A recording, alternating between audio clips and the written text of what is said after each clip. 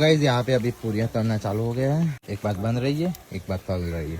और यहाँ पे हो गई दाल। दाल हो गई तो गाइस दाल भी हो गई है तैयार 20-25 लोगों के लिए। अनकिया तू ना अगर ना मेहमान आया आगो तो रख रहा ना वाजो તમારા ભાઈ તો ખબર મહેમાન આવી ગમે તે આવી ના આવો તારે જ આવી ના ના ना कपड़ा बदली दे रहे।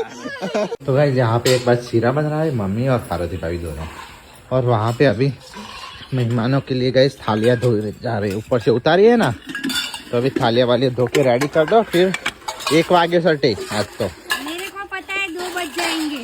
2 कहाँ बजे गए? 2 बज जाएंगे। वो सीटी कहाँ बज रही है? हाँ खान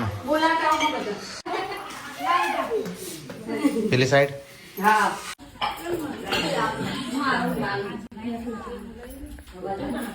तो भाई साफ सफाई निकल रही है।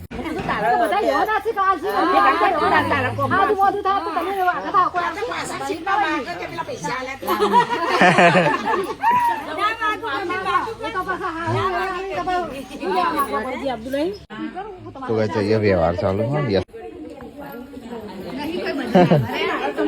अरे भाई भाई हाउ